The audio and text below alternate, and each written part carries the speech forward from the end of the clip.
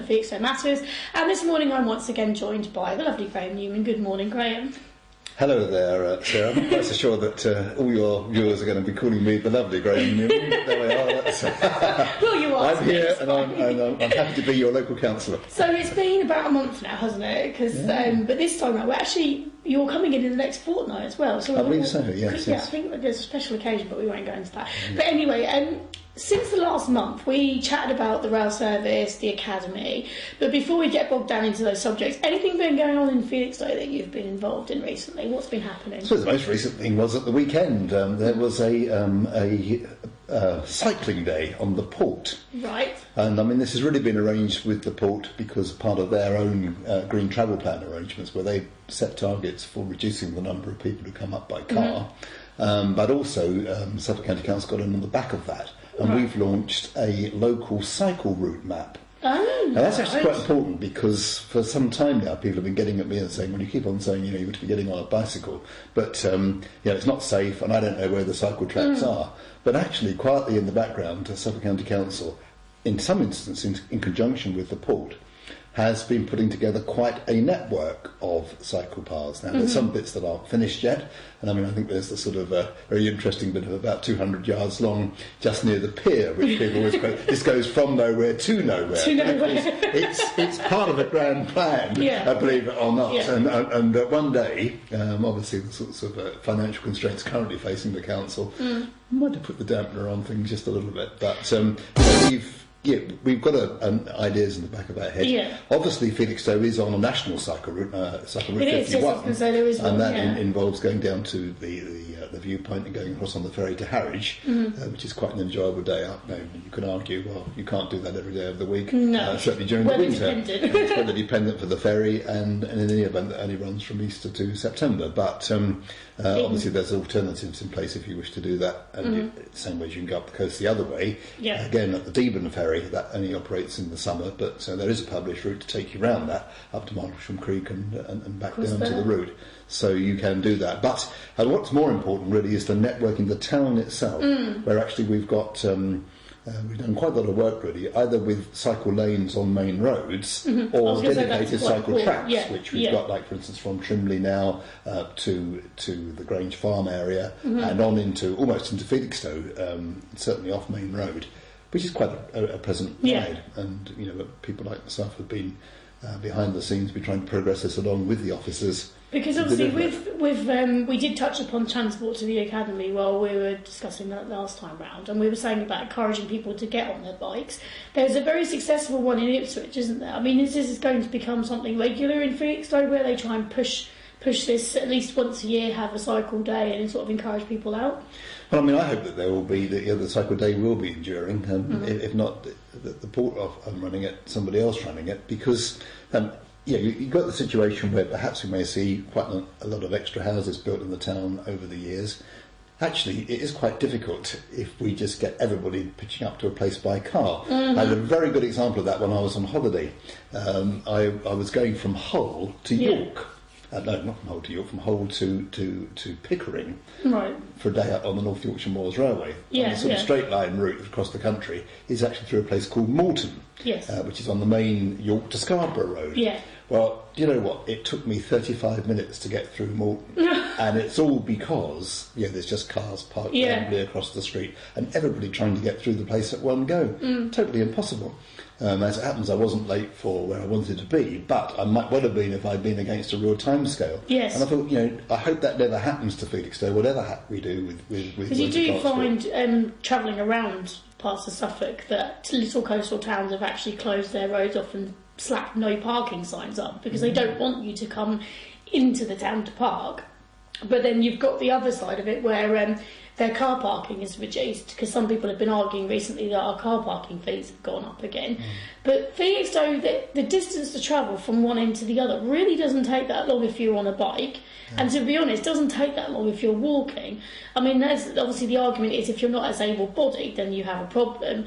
But even so, there are provisions The in vast place. majority of us can do this. Yes. I mean, I have a 10-year-old who's been out on this cycle rides with me over the weekend down at the port. She seems to be quite capable of doing it. I'm in my 65th year, and I'm still quite capable of doing it. And there's plenty of people older than me around the town you will see on bikes. But you do see a lot of people on the bikes. And thankfully we had very, very few incidents involving cyclists in the town. And in terms of people passing through the trading area, of course we've got to strike a compromise. We do need to have good car parking, but Suffolk Coastal and their wisdom have provided some free spaces for us. Yep. We are at this very moment in the course of providing more on-street parking for Suffolk County Council. So that's going to help the situation. Yeah, except that we took 25 legal spaces out of Hamilton Road to create the shared space and replaced it with half a dozen or so disabled parking bays, but there's an awful lot of parking really quite near the town, or certainly will be by the height of this summer season. And because it's the yellow lines. If you think about Ipswich or Stowmarket or lots of other towns, Woodbridge is sometimes cited as a comparator. They don't have this issue over whether or not you can drive right up to a shop's front door, and yet they're still trading. And that's it's what we unusual. Have to sort of it really is unusual. The decisions on some people of how they shop in Felixstowe. I have been talking to traders recently, and they've been saying about the parking review for the yellow lines is a good thing. But at the same time, I've been shown some statistics of how their sales have changed. They haven't necessarily dropped, but the days on which people are shopping has altered, and the time of day has altered as well. And that has been literally since the shared space has been launched. People only come in the mornings. They don't really come in the afternoon anymore. You can wander down the high street at 2:30, 3 o'clock, and it's dead.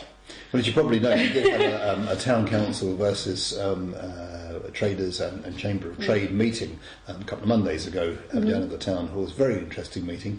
Somebody, I think, made a very valid suggestion that actually, for the amount of revenue that's actually being taken in the car park at the moment, maybe we could look at the possibility of actually making that free after, say, 4 o'clock or something like that, and to try and attract people back into the town later on in the afternoon, because like traders are saying, for all intents and purposes, might as well shut the front door come 4 o'clock. And leave take the money and run, as it were. Yeah. And I mean, I can completely identify with that issue. But people seem to be increasing their weekend shopping as well. There seem to be less time during the week and more time at the weekends.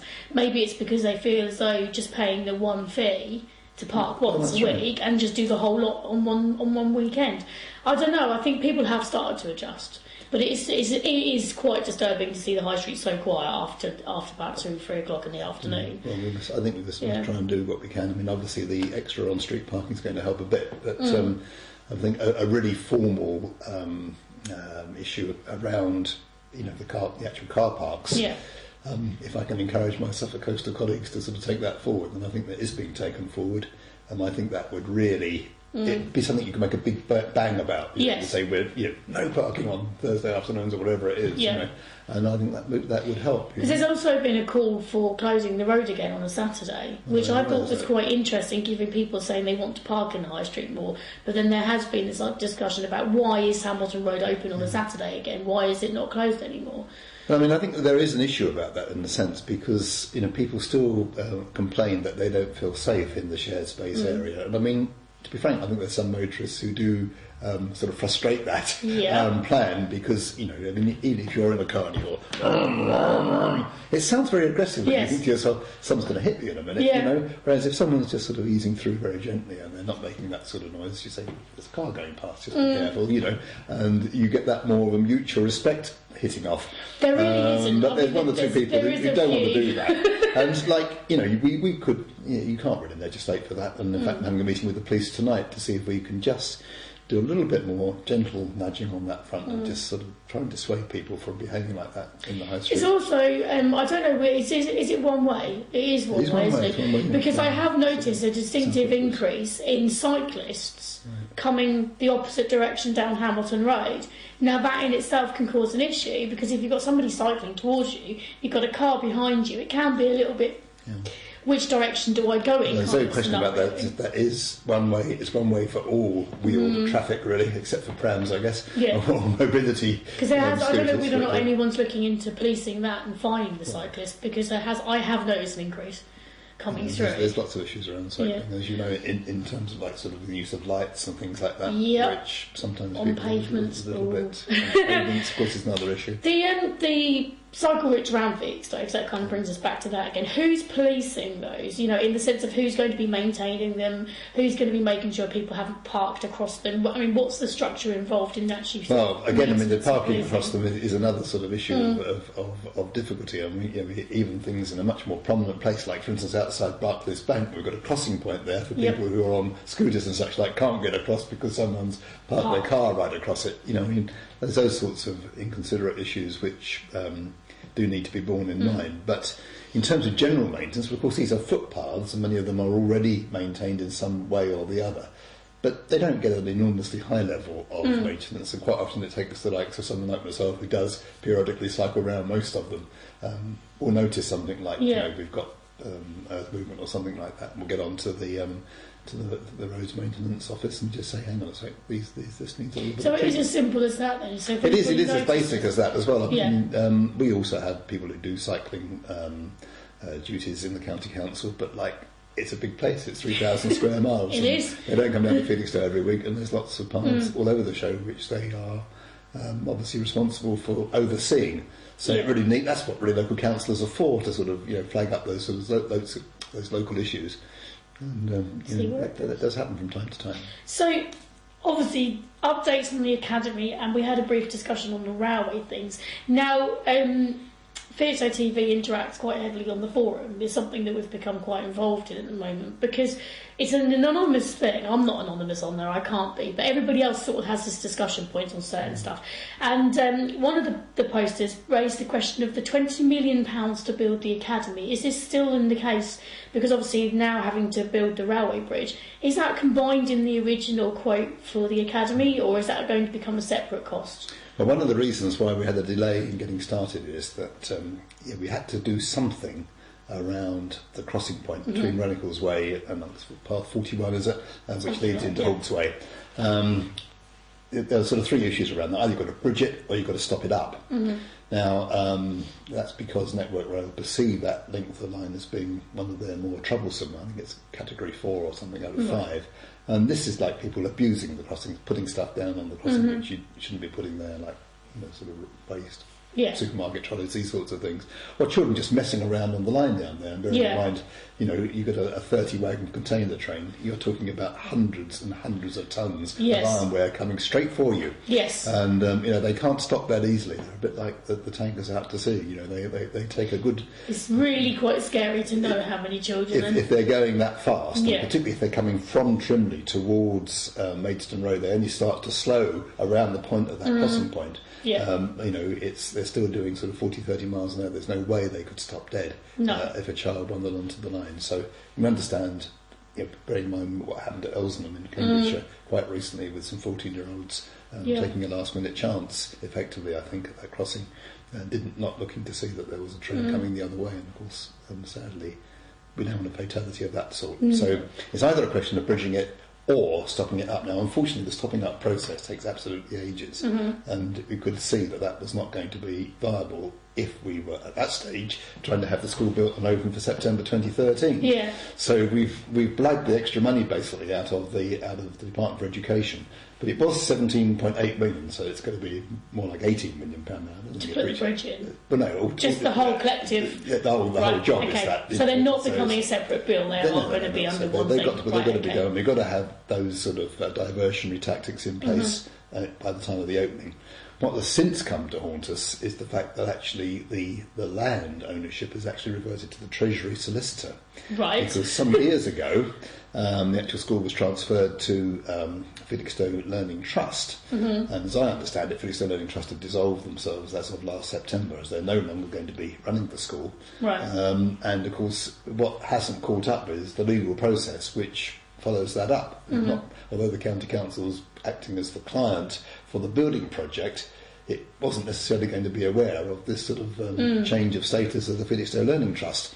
So we've got to try and sew that up together, and the Treasury Solicitor's working that on the moment. We may need to go to court over it. We don't know yet. And that so it's not really a legal takes. dispute. It's more of a. It's really sort of. It's more process actually. I think it's due process. We're not in dispute at the moment with anybody. It's due process that's got to be sorted out. So and these things take their time. You know, I was going to say 2030. Even when you're buying a house, exactly. for heaven's sake, you know, you spend 6 weeks toing and froing with solicitors and various people doing searches and all the rest of it.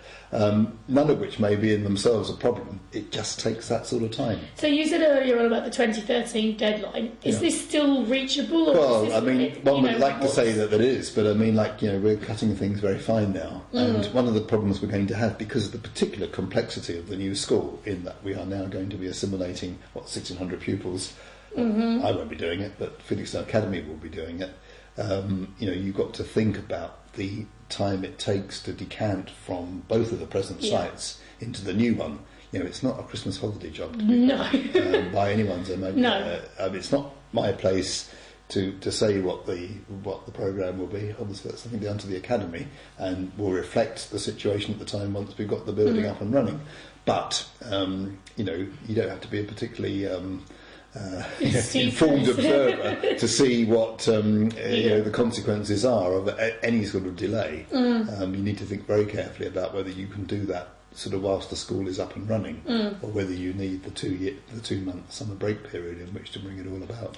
Because obviously there has been some discussion about what's going to happen to the other buildings. You know, I believe the Orwell building will be knocked down completely, won't it? That's going. Well, I mean, we have a sort of green levy on that in the sense, because obviously we're building on existing playing field. We have to replace that playing field, and that's sort of like a Sport England requirement. Yeah, because there's obviously the free school debate over Deben. I mean, what's actually happening about that now? What's well, as I understand it, again, again, it's not really for me to say, but once again, like hopefully a relatively informed commentator, as I understand it, they made a presentation to the Department for Education.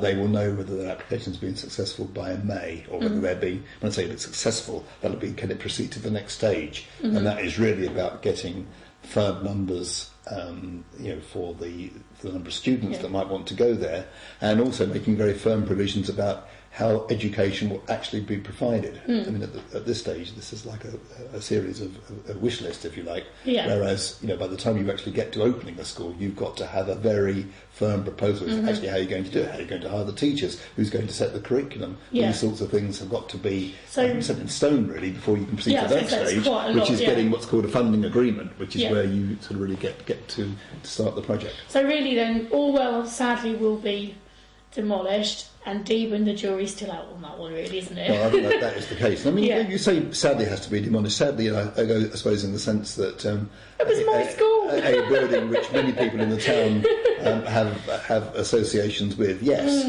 but I mean, part of the case for having a new building is, of course, that the oldest part of the Orwell building, I think, was built in 1932, 1934, something like that. So it's 80 years old, and you know, we're in the 21st century now, and you know, I think I've said on this programme before, we've been through many eras. If you just think about recorded music, you know, we barely had the cylinder in the 1930s. We've then been to shellac 78s, we've then been to vinyl 45s, 33s, music cassettes, CDs, SD chips, and you know, now we're sort of talking about putting it in a cloud or something, you know. So because I think we've really got to get people.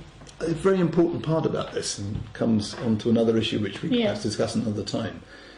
We've really got to think, I think, about moving the whole education agenda forward to the sorts of challenges which face this country in the mid-21st century. Yeah, because it's totally different. And not still be doing stuff predicated on where we were 20, 30 or even 40 years ago, as you know, some people would have us carry on doing. Because there is a disconnect. It's some one of those things. Well, I listened to a presentation given by the guy going to be the head of the academy, and he's been in here as well. And I actually found it quite appealing in the way in which they would be offering training, specific skill sets. But there are some people who are still vehemently arguing that you have to have a rigid education system. But I think the way in which people go into further learning and then into employment has totally changed. I mean, we don't live in the same society where you finish school, they say how many GCSEs have you got, how many A-levels have you got, here's a job. It doesn't work like that anymore. People look at more qualities, more working skill sets, more voluntary work. Specific areas aren't being catered for. I mean, there's a huge gap in people becoming electricians and things like that. You know, there's areas of employment that aren't being tackled, and I actually agree with the way in which they identify a skill in a child and then encourage it to grow into an employment level, as opposed to giving them all their skill sets, setting them off into the world and fingers crossed. I really do like the appeal of the academy way of doing things, and I think something like this would possibly carry on into the future with more schools going for a more training-based set of learning than the curriculum-based learning. I don't know. That's my opinion on it. I'm not saying it's everybody's, but that's my opinion. When you've got a school of 1,600 pupils, I mean, my take on that would be, you've got the scope there to have a very good academic arm. You've also got the scope to have a very good vocational arm as well. And I mean, I think the point you make is completely correct about the sort of vocational end of things. I mean, there's one thing perhaps attracting a young person into I don't know, let's say bricklaying or carpentry or any of those sorts of skills. But at the end of the day, you do need those basic mathematical you do, yes. and also literacy skills. Because like, if you've got to do an estimate, you've got to be able to do Key Stage 2 arithmetic. Yes. You've got to be able to write a letter to a client and saying, this is my price for doing this work. But it's making it more you've fun. Done that right. It's making it more connectable, because I think a lot of the times the children don't see the importance of their exams in relation to what job they want to do. So if you were to say to somebody, you want to be, an architect in the future, it's important that you have, your art and your graphic design and all the rest of that in place, and like your math skills and some degree of science.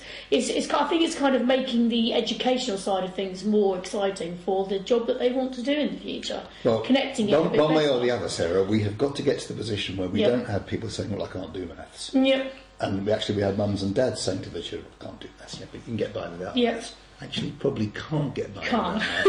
Even though that your basic, keeping a check on your own bank balance is completely dependent on whether or not you've got those skills. And the thing that really does concern me is that there's still lots of employers around who are saying that many of the children who come forward, particularly sort of age 16, may have those mathematical skills somewhere in their head, but applying them to a job type situation seems to be completely remote. And actually applying them also, in terms of literacy anyway, to writing your own curriculum vitae is also an issue. So we have the situation with British Telecom at Martlesham, or BT at Martlesham, they like to call themselves these days, put up an apprenticeship scheme. They've got 180 places. They took thousands of applications. A quarter of them went in the dustbin, because the quality of the CVs was so bad. Yep.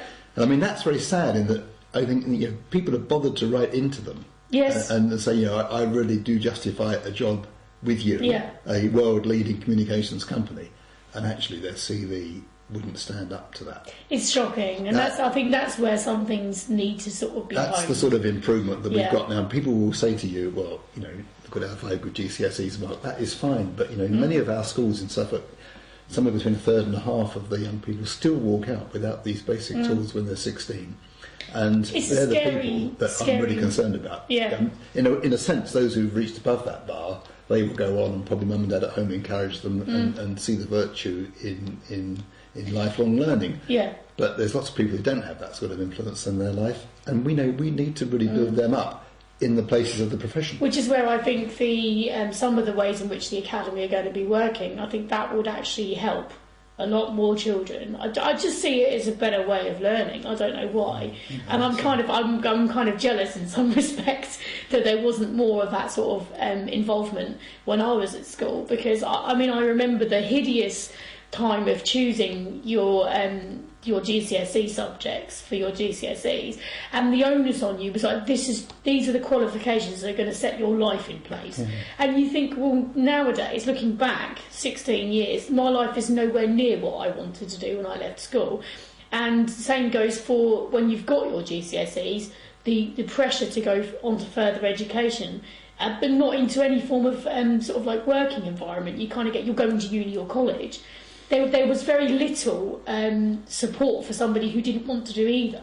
And I found that the careers advisor that I had at the time was hopeless, really. She said, "Oh, off you go." I mean, that's a completely different tangent on that. But I mean, I put it to you, Sarah, that in a way you were quite a fortunate position where you actually had some expectation of what you'd like to do when you were 16. I was going to say, this is the other We've got thing, a significant proportion of children go through and say, they don't quite know what I want to do. So therefore, quite difficult to be, to tailor an education package for those people. But the other side of that coin is, if you look at some schools in Suffolk who really take a lot of effort over that pastoral care and that individual monitoring of people's progress, they are quite often the ones who do actually turn out, on average, a lot of kids who've got those 5 good GCSEs with Maths and English.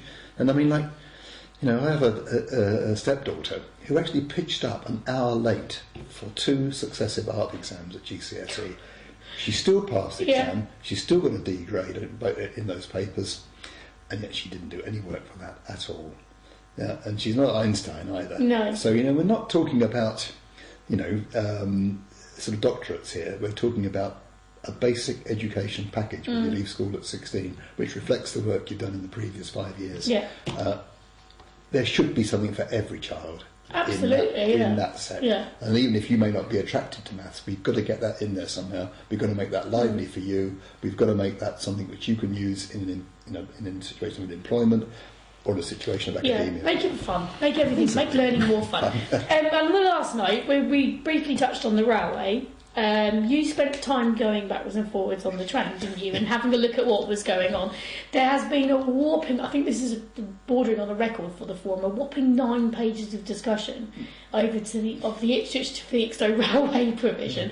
And I got on my high horse. I don't very often do that on the forum, but I just got so annoyed with people trying to justify the use of their cars over the railway service.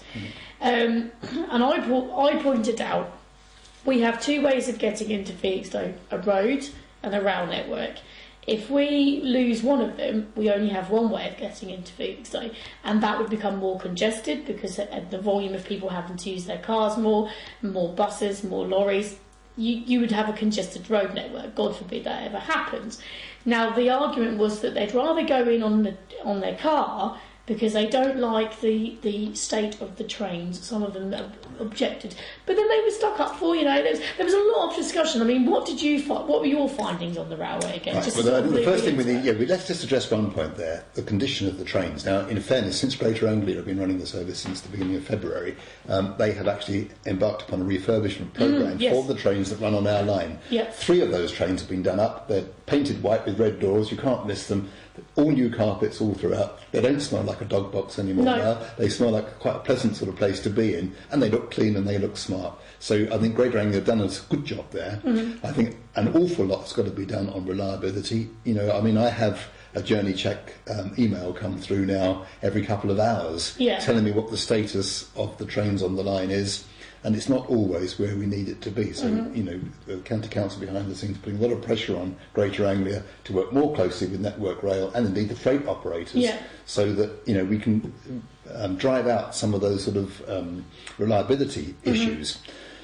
Another issue which we need to work on, actually, people say, well, it's just not worth going into Ipswich like that. But actually, the onward journey possibilities from Ipswich are huge, and many of them can avoid London. But one of the things we've got to do is to actually make good connections between our Felixstowe to Ipswich service, our Ipswich to Cambridge, our Ipswich to Peterborough. And I know the situation is, if you come back from Cambridge on a train, you get to Ipswich Station, you've just missed the train to Felixstowe. Yes, I know. So you've got a 55-minute wait on Ipswich Station for the next Felixstowe train. Which is where the argument came up, well, I may as well get a taxi. By the way, when you go up here on the A14, just by Copdock Mill, it says Cambridge 58 miles, journey time 55 minutes. Oh, So you're hardly going, that's hardly attractive use of the railway service. No, it isn't. No. So we've got to work with the railway service to make that work, and I think that makes longer distance journeys possible.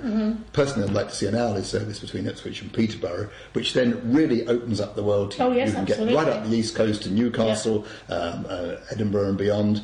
You can go up the west coast via Nuneaton to Birmingham, Liverpool, Manchester, Glasgow, that way up. You can get to the West Country on the cross-country services. This is the other thing about internal travel, all without having to travel into London. Yes. And it's quite often cheaper when you check your ticket price. If you put in, I want to travel via Ely, you'll find it's £10-20 cheaper than going via through London. Yeah. So it's well worth making that check. And you know, but I actually think there's other ways of doing it other than building a 4-mile siding, in effect. I was going to say, why all of a sudden have they seemed to have ignored the dualling of the track possibility? Is that something that they're now trying to eradicate completely? As I understand it, that was all part of the second phase of the development. I thought they were legally bound to do it. Things have happened since then, and not least of those is the fact that the London Gateway development, which for a long time seemed like something in the clouds that was never going to actually become reality, has very suddenly become a reality. You've got to bear in mind that the Port of Felixstowe, controlled by Hutchinson Whampoa, who are a Hong Kong-based company, the money for the London Gateway projects come from the Middle East. Yes. And I think you probably know that when the Middle East wants to finance something, you know, it's not looking at chuck everything at it. Yeah. Exactly. It's not looking at the economics. These people have been in the business for years. They've still got the only deep water ports capable of taking, the largest tankers now on the drawing board into this country. Yeah. And if we come off that network, we would find ourselves in a position where we're getting all our stuff delivered to this country by sort of second level shipping from Rotterdam or somewhere else in Europe, which would be very bad for the costs in this country. So to keep the port economically healthy is a prime thing. You know, you have to work with government, we've got to work with them to find cheaper and more effective ways to this capacity issue. Yeah. But I would put to you this, to say we can make it dependent on the road network, particularly about getting from here to Ipswich, we've really got to think about that. First for young people, becoming increasingly difficult for young people to travel anywhere now in their own personal car. You will know insurance premiums are well into 4 figures now, quite part of the cost of the vehicle. I was going to say, the cost of the vehicle, and lots of families are not in a position where they can do that. Conversely, we've got the possibility of 1,400 new houses on this peninsula, perhaps 2,000 houses at Martlesham, 3,000 houses in north of Ipswich. These things are all on the drawing board to be coming over the next 10, 15 years. Imagine the sort of congestion that is going to cause on the roads of Ipswich, unless you say, well, let's just knock down the centre of Ipswich. Not likely to happen, in my opinion. No. So actually road travel into Ipswich is going to get more and more difficult. It will affect bus services going in, and actually the railway does afford us a sensible and practical and workable alternative.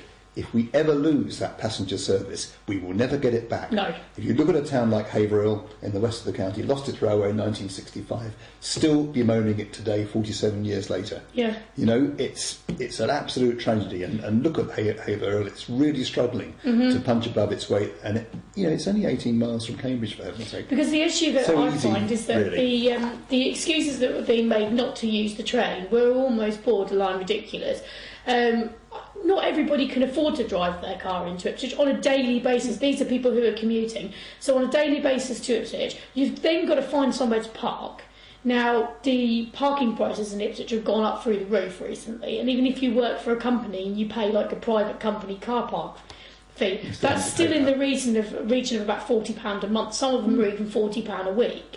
And there was an excuse of, well, I have to walk from the train station. But then sometimes, I mean, when I used to work for a company in the middle of the town, so there's a bus terminus right outside there, and you can put 20 pence extra on your ticket here. Yep. You can have a bus ticket all over Ipswich. Exactly. So that is not really a viable excuse. The walking distance sometimes from company car parks to the actual company building is just as great as walking down from the railway station.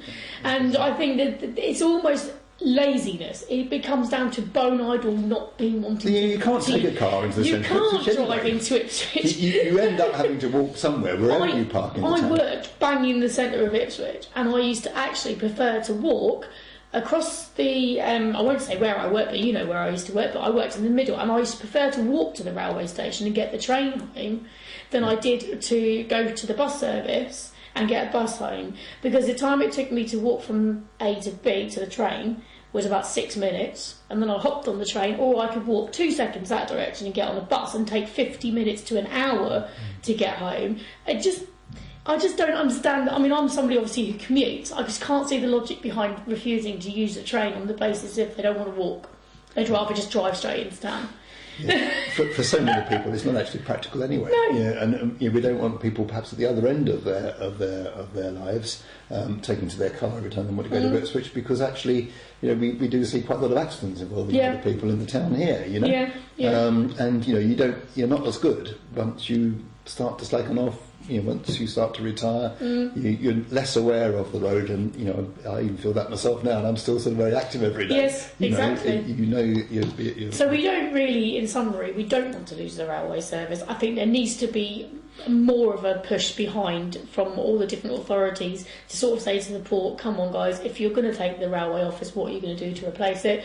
We need to get some workable and economic solutions for this, and I feel sure they're out there with modern signalling and all that stuff. Yeah. During the line was what they wanted to do. Well, they wanted to do that, but you need to see whether or not that is actually necessary by the number of slots that are needed. Or they argued heavily that it was necessary to start off with, so now I can't understand why there's a sudden U-turn if they're then saying that there's going to be increase in the big issue is it doesn't add up to me. It's a huge expenditure, which could be somewhere between 50 and 60 million pounds to. But the cost of our economy, taking the train away from non, it's one of those things where I'd love to see the figures. Let's be honest about this. So down the road at London Gateway, no one is being expected to do those sorts of engineering works at all, despite the capacity effect that will have on the railway system in the London area. Probably more critical than it is round here. So that's one thing. Up in the northwest, people are pouring money, government money, going into a port which will never be able to handle these big tankers that are coming from the Far East. What's that all about? We need that 35 million quid that's going out to Sefton or something like that. We need that here. Yes. To make this port grow on its success and make it work even better than it works at the moment. And still protect the thing that's all wrong. Subsidies are very rarely sensible. I think it's more like people have become more protective of VXO all of a sudden, because it seems to be that they're attacked from all different angles, and there's lots of stuff that's been laid on the table. I did discuss with Richard Carey quite recently about the volume of proposals that have come up recently for different things, and I think people are saying, okay guys, it feels like there's an invasion from the inside of Felixstowe. Like, people are saying, why do we have to have so much in such a short space of time? And that's where Mike Lindy discusses it on his tab show, and he brings stuff to the forefront. We've got difficulty over the Spa Pavilion, and we're going to sort that out. We saw some not particularly good news really last night about that. We've got the seafront to tidy up, and the boating lake and all that nonsense. Bartlett's hardly gone. The Bartlett, it's still a nagging issue, something which has been taken away from this town, and many would like to see that reinstated in some form or the other. Then at the railway be another shut-up building, in effect. That would be my plea. That's what I'm saying, there seems to be a lot. But anyway, once again, very good discussions, Graham. It's always fabulous to have you around. Thank you very much for coming in and giving us your time. And see you in about 2.5 weeks, I think. 2.5, 3 weeks. And we shall see what hot bits of discussion have been brought up since this interview. and thanks to the viewers for looking in, and the comments that you put on the forum and all sorts of things like that. Brilliant. Thank you very much, Graham. Thank you very much for watching Felixstowe Matters. And yes, it did overrun a little bit, but you see, you can't put a time limit on some discussions. Thank you very much for watching, and see you all again soon. Thank you.